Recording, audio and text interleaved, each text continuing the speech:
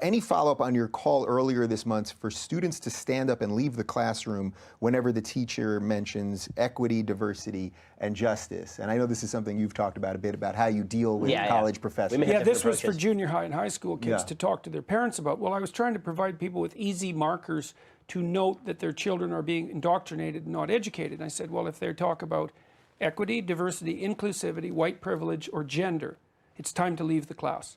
And now that didn't cause nearly as much trouble, that video, as I thought it might. Yeah, I mean, that's a pretty dangerous idea to be telling that to a 13, 14-year-old kid. Yes, but it's also dangerous not to tell them that. And I mean, it's particularly germane in Ontario, where the Elementary Teachers Federation of Ontario has explicitly developed a social justice curriculum with that name, whose explicit purpose is to transform kids from kindergarten to grade 8 into social justice activists. They've even bent the selection of literature to promote that. So they're perverting art for ideology. And that's the official policy of the Elementary Teachers Federation of Ontario. If they're going to do that, play that game, then for me to say, look, here's 5 phrases that are pretty decently diagnostic. You can be pretty certain that if these topics come up in your class, that you're now into indoctrination territory. Yeah, I think people should walk. What's the risk, though, of saying that to a kid that may come home and the parents may not even understand these issues enough to defend them? Risk everywhere, man. It's the risk of going along with it. There's the risk of standing up against it. And I believe, and that's why I've been doing what I've been doing, is that I believe that the risk of stating that this is dangerous and should stop is way less than the risk of going along with it. Another important part of the great indoctrination scheme is as kids get older, they're smarter and more aware of what is or isn't appropriate to be taught in school. So, the left, still wanting to continue their sexualization of children as discussed in the first video, they have to be a little bit more subtle in their approach. What they like to do here is push sexuality on kids but disguise it in the form of research. The most popular way to do this is to push questionnaires and surveys laced with age-inappropriate content. The big debate over sex ed is you're displacing parents, you're foisting this on kids without their parents. These are young children of tender years, and you're taking advantage of them. You use the phrase child abuse. You're ideologically forming them. Instead of teaching them, reading, writing, and arithmetic, in the case of Ontario sex ed, they're teaching them 6 genders and that whole ideology. I think that's what's going on here, and they don't give a damn about parents. Here is NEA spokesperson Diane Schneider talking to the United Nations in 2011. People ask all the time, why is there such shockingly high levels of sexuality education, of normalizing all different kinds of sexuality? Well, listen to Diane Schneider in 2011. She says, and I quote, "Oral sex, masturbation, and orgasms need to be taught in education. The only way to combat heterosexism and gender conformity is comprehensive sex education. Gender identity expression and sexual orientation are a spectrum, and those opposed to homosexuality are stuck in a binary box that family and religion create." Who are the enemies? If this is the purpose of American public education, who are the enemies? The enemies are the family, and the enemies are the religion. A middle school teacher in Florida is fired after handing out an inappropriate survey that asked 12-year-old students to describe their comfort levels in various social circumstances, such as going to a gay bar. A teacher is fired for handing out this questionnaire to a bunch of 12-year-olds. Most of you say this does not belong in a 6th grade classroom because of questions like these right here. First, how comfortable would you be if you go to a gay bar and a person of the same sex asks you to dance? Next question, if the young man sitting next to you on the airplane is Arab? If a group of young black men are walking toward you on the street? 41 situations that the teacher wanted students to rate based on how uncomfortable they would be. Almost all of the questions dealing with race, religion, culture, and sexuality. The Hernando County School District says this assignment is no way meeting standards of appropriate material, and the teacher, because of this, has been let go. and found that they came straight from this book, Exploring White Privilege. Now, this author is actually a philosophy professor. He wrote 2 books back to back, one called Exploring White Privilege and another called Anti-Racist Teaching. The book offers suggestions about how to approach the topic of race in the classroom. The professor, Robert Amico, says after teaching about racism for years, he wanted to write a book on the subject to help other educators address the issue of race. Anti-racist teaching was for teachers' perspective, while Exploring White Privilege was for the learner's perspective. And if we go back and look at some of the questions that were on this questionnaire, you can tell it's for an older crowd. They talk about going to a bar and about a dorm room. The National Health Service was forced to remove a gender question from a primary school after a wave of criticism from parents and lawmakers. The question on a survey aimed at children 10 and 11 years old asked if they felt the same inside as the gender they were born. A New York radio host and parent advocate uncovered a federal public school survey given to children as young as 10 years of age, which includes inquiries regarding oral sex, sexting, thoughts of suicide, cocaine, and invasive questions concerning their home life. In North Carolina, 8th graders were given a 19-page survey about their sexual behaviors without the parents being informed. It asks about parental support, whether they've touched private parts and had vaginal sex, then further asks who they've had sex with, oral, anal, and vaginal sex. The survey had already been taken by kids at 4 schools. 4 more schools were scheduled to participate. By ending the survey, the health department said they may lose out on federal funding for this program. Leaders here say they're going to move forward and work with the National Department of Health, trying to figure out how to continue this program.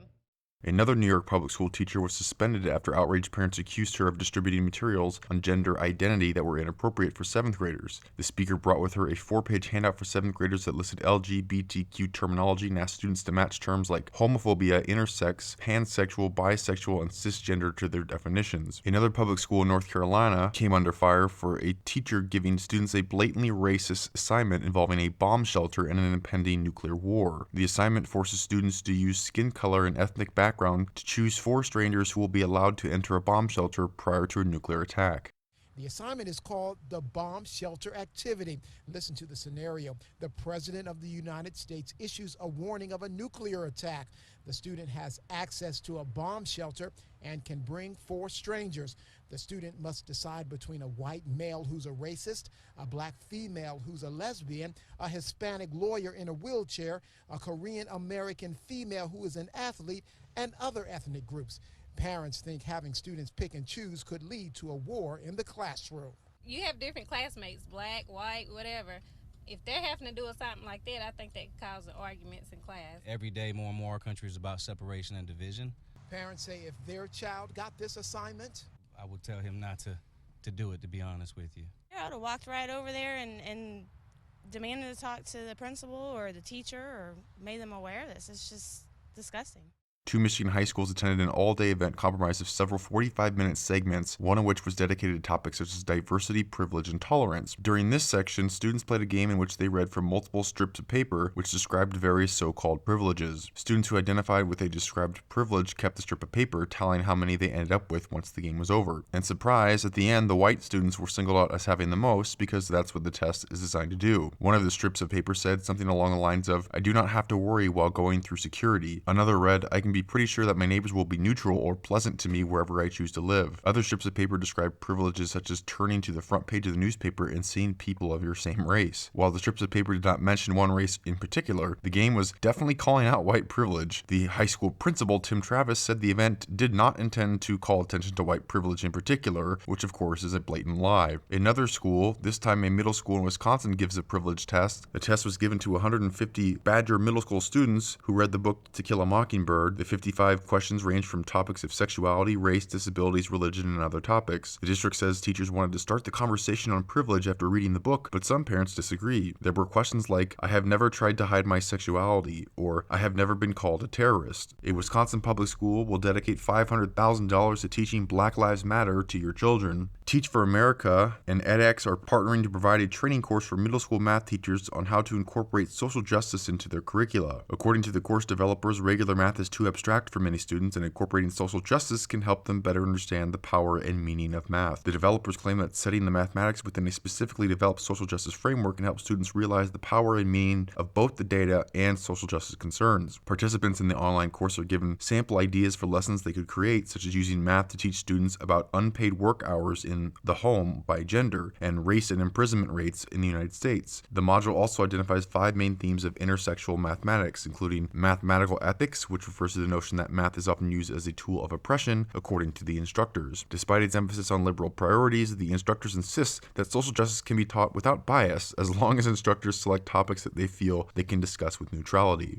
When they're not pushing inappropriate content in the name of research, they create an alibi by not having the teachers do it themselves, but push outside activists onto unsuspecting students, portraying them as experts who aren't pushing any agenda, and they do so almost always against parents' wishes. A high school in northern Idaho secretly recruited some students to join a gay-straight alliance led by adult activists, which the faculty themselves were able to choose which kids to tell about the club, which meant that they were operating the club in secret, which is illegal. One mother whose child was being recruited met with the principal, who admitted the school was going around the parents' backs because the parents previously refused to sign permission slips. So apparently they decided permission slips wouldn't be needed in this case. That way they can target students however they want. The Liberty Council said the school was hypocritical for requiring parental permission slips for everything else except a politically activist club that seeks to normalize harmful sexual activity and gender confusion. The school broke the law via planning, control, recruit, and promotion of the club by the principal and 2 teachers on instructional time. 11-year-olds were forced to listen to a social justice activist without parental consent who is facing felony drug charges.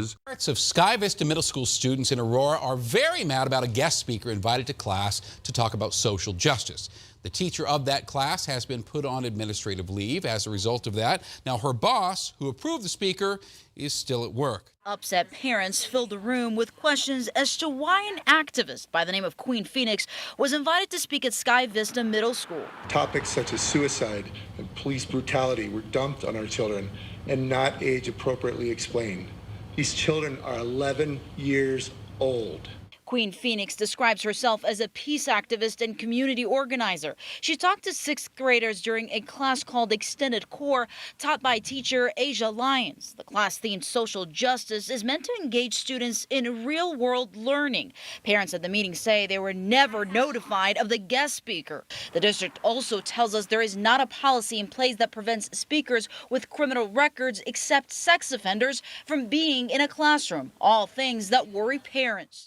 A school district in upstate New York got caught promoting the services of America's largest abortion provider without telling the taxpayers who send their 14-year-old children to that school. A Michigan school district decided they will not use a Planned Parenthood sex education program for students after its plan to work with the abortion chain sparked a public outcry. Another school in Pennsylvania also rejected a plan by the school to put a Planned Parenthood-run facility inside the local high school, giving them direct access to the abortion indoctrination of young people. In North Carolina, Planned Parenthood's sex education program Get Real was to be taught to 6th, 7th, and 8th graders over a 10-day period, but was ultimately canceled after parents expressed outrage for months after learning that the abortion chain Planned Parenthood was scheduled to teach sex education to their middle school children. In 2014, Planned Parenthood released documents aimed to educate HIV-positive youth and educated them with arguing that HIV-positive people being required to tell their sexual partner that they have HIV was discriminating against their human right to privacy. The other person's health, of course, doesn't matter so much to Planned Parenthood. If the indoctrination scheme hasn't worked yet, you can further advance the Great Indoctrination Scheme by eliminating all views away from the liberal orthodoxy through censorship and banning. A high school summer reading list was canceled over conservative authors. The reading list was canceled citing a lack of diversity of viewpoints because the only viewpoints desired for the indoctrination process are left-wing propaganda. A public high school in New York censors an article for the paper critical of safe spaces because it was too harsh to be published. Another group tries to prevent a team from praying before games. West Branch High School basketball team in Ohio has a non-denominational prayer before games. This is a tradition that the community appears to enjoy, but the Freedom from Religion Foundation, a group dedicated to defending the non-existent constitutional separation between religion and government, is fighting to take it down. A high school teacher resigned after facing vicious backlash, including a death threat for writing a column that cited the Bible. While praying and the Bible are banned, satanic clubs are most certainly not banned and in fact protected somehow. Worried parents and religious groups in Portland, Oregon protested protested the inaugural meetings of the after-school Satan Club at local elementary and middle schools, which were started as part of an effort to counter evangelical Christian after-school organizations. A North Carolina high school confiscates all yearbooks over a senior Trump quote saying, "Build the wall." All across the nation, many schools have eliminated traditional homecoming king and queens in favor of gender-neutral homecoming courts and using gender-neutral caps and gowns. And of course, a good way to enforce the censorship and banning is good old-fashioned bullying. A New York high school teacher says on social media that students who wear Trump gear to school are racist. A school in California barred a 9-year-old child from wearing a Make America Great Again hat. A middle school teacher forced several students to stand and apologize for their white privilege. In a North Carolina school district, liberals attacked a 16-year-old student on social media for singing at the Trump inauguration. Connecticut high school principal denounces Trump chant at a basketball game as hate speech. A high school student who wrote an article calling Michael Brown a thug who attacked a police officer gets harassed from classmates and administrators for his racism of going against the lies pushed by the left. A 17-year-old high school student was jumped by several black guys and was beaten unconscious and had his skull fractured in 3 places because he supported the police on social media over Black Lives Matter. The student took the threats on social media to the school principal, who did nothing. Even though they're required to report credible threats to police, they decided to do nothing in this case. While there are many, many more examples I could provide of blatant censorship and bullying to weed out opposing views in our public school systems, probably the most dangerous methods of the Great Indoctrination scheme are the more subtle methods like the sexual priming discussed earlier or the sneaky curriculum fed to students on a daily basis. But in order to pull this off, you need to have the loyalty of educators on your side, which is easy for the left to do. You just give educators what they want in terms of pay and benefits. You pay off teachers to embed left-wing propaganda into the curriculum.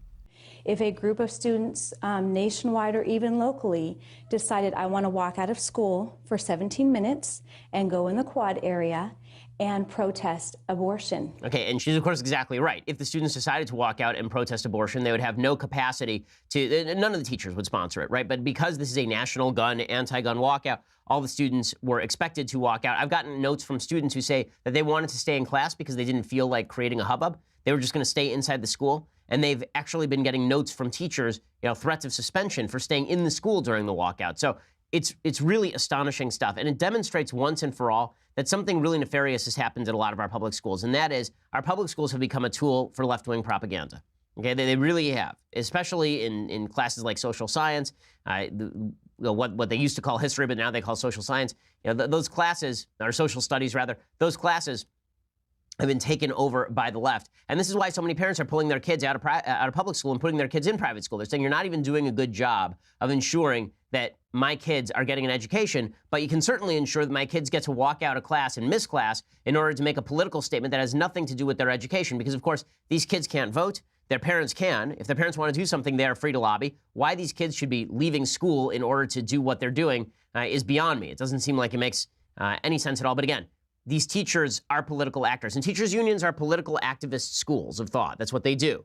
If you look at just how teachers' unions work, the way they bargain with the state is they are basically democratic tools. And that was predicted long ago by Ludwig von Mises in his book Bureaucracy, talking about how any employee of the state ends up being a propaganda outlet for the state. And this is certainly true with regard to teachers' unions, because the way it works with teachers' unions is you want to support Democrats because if you elect Democrats, Democrats will then give you a cozy union payout. And that's the way that it works in the state of California, where the CalPERS system, for example, is bankrupting the state, where teachers have signed union contracts with the state. They give them these very, very rich pensions. And these pensions are trillions of dollars, unpaid trillions of dollars, at least hundreds of billions of dollars.